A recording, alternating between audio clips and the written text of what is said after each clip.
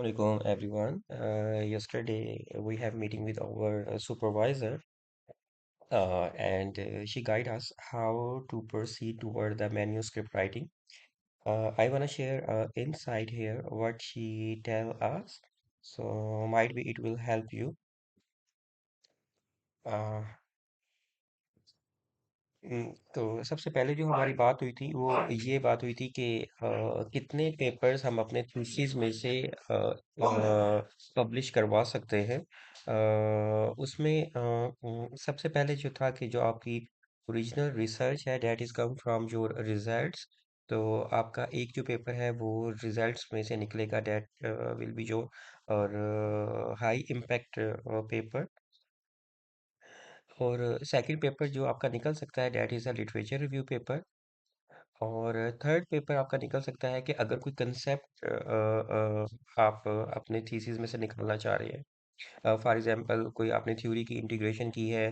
कोई न्यू ऐसी चीज़ आपने उसके अंदर इंट्रोड्यूस की है लाइक अ कंसेप्ट।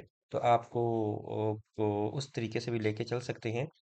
लेकिन उनका प्राइमरी फोकस ये था कि आप फर्स्ट कम फर्स्ट की तरफ जाएं।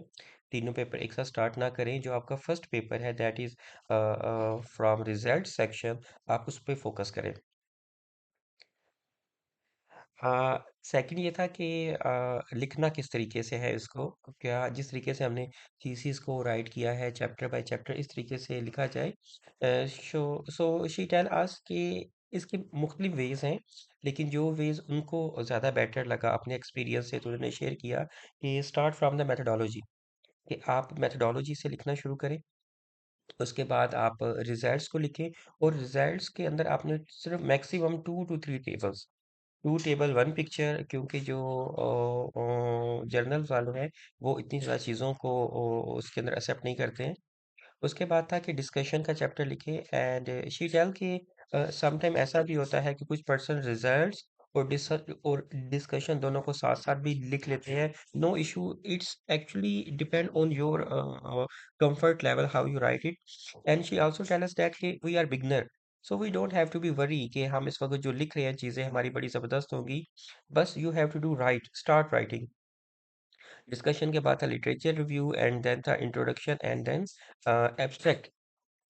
उनका ये भी कहना था कि this is my style of writing, this is not a come comfort style for everyone, के जो हर पर्सन है वो अपनी अंडरस्टैंडिंग अपनी एक्सपर्टीज के लिहाज से चीज़ों को अप एंड डाउन कर सकता है।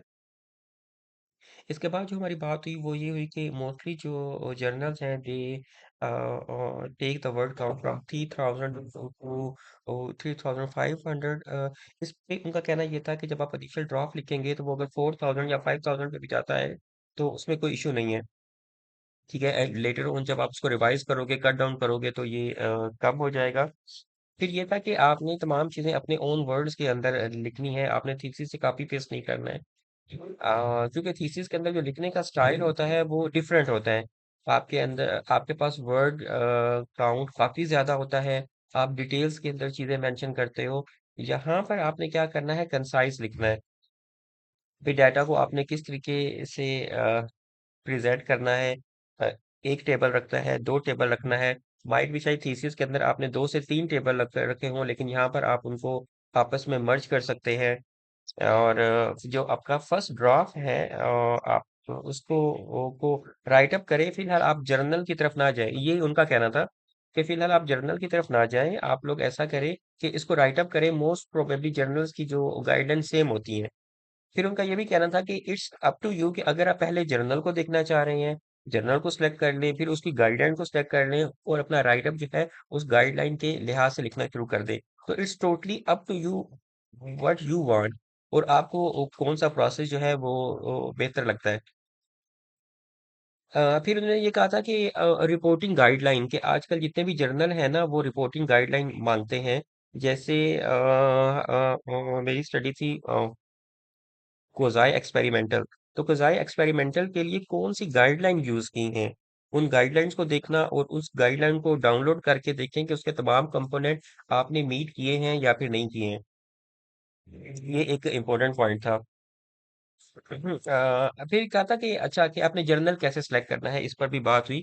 तो उस पे उनका कहना ये था कि आपने अभी इस वक्त, क्योंकि यू आर न्यू रिसर्चर, तो आपने कोई हाईली इम्पैक्टफुल को जो जर्नल में नहीं जाना। इस वक्त जो मोस्टली इम्पैक्टफुल जर्नल है, जिनका इम्पैक्ट फैक्टर 2 से लेके 5 के दरमियान है ना, वो आपके लिए सूटेबल है। आप बिल्कुल उनको अप्रोच कर सकते हो। ज्यादा इम्पैक्ट फैक्टर 12 वाले 10 की तरफ जाने की फिलहाल नीड नहीं है। और फिर ये था कि अच्छा कि आपने किस जर्नल को सिलेक्ट करना है। इस पे उन्होंने हमें 3 टाइप्स के बारे में एक्सप्लेन किया। नंबर 1 होता है सब्सक्रिप्शन के। सब्सक्रिप्शन वाले ये होते हैं कि ये मोस्टली आपके रिसर्च आर्टिकल को फ्री में ले लेते हैं, लेकिन जिन्होंने ये आर्टिकल पढ़ना होता है उनको सब्सक्रिप्शन चाहिए होती है।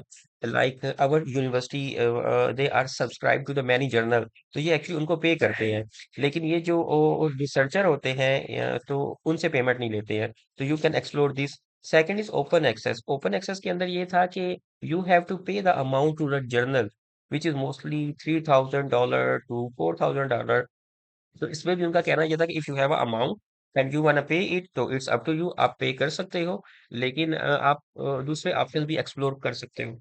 इसके अंदर एक और बात हुई थी कि वेव ऑफ का। तो उस पे उन्होंने ये कहा था कि इस वक्त जो बहुत से जर्नल है ना, they are getting the request of waiving off. तो सम टाइम वो एक्सेप्ट कर लेते हैं, लेकिन सम टाइम एक्सेप्ट नहीं करते हैं। कि उस प्रोसेस को भी उन्होंने काफी ज्यादा डिफिकल्ट कर दिया है। फिर थर्ड था हाइब्रिड। हाइब्रिड में ये होता है कि वो जर्नल जो है सब्सक्रिप्शन भी उनके अंदर ऑप्शन होता है और ओपन एक्सेस भी ऑप्शन होता है। इसमें सुपरवाइजर का कहना ये था कि it's totally up to you, what do you want. आपकी एक्सपेक्टेशन क्या है, आप कौन से जर्नल को सिलेक्ट करना चाह रहे हो, this is total your comfort. फिर टाइमलाइन, हाँ ये उन्होंने बहुत कहा था कि ना, मेक अ टाइमलाइन, क्योंकि अभी आप लोगों ने अपनी जॉब्स के अंदर बिजी हो जाना है।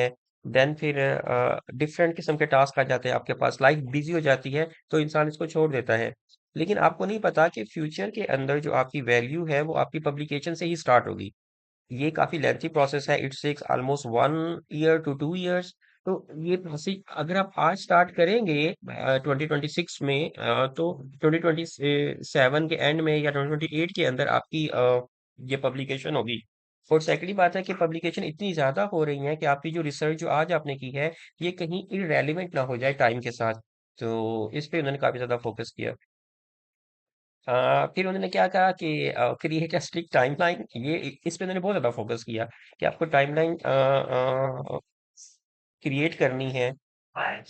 फिर ये था कि आप ड्राफ्ट लिखें और अभी लिखना शुरू कर दें इसको। और फिर ये भी कहा था कि आप किस तरीके से अपनी रिसर्च को डिसेमिनेट कर सकते हैं। आप ग्रांट्स को देखें, ट्रैवल जो ग्रांट्स होती है, आप ऑनलाइन कॉन्फ्रेंसेस को देखें, और आप अपने एब्स्ट्रैक्ट को सबमिट करें।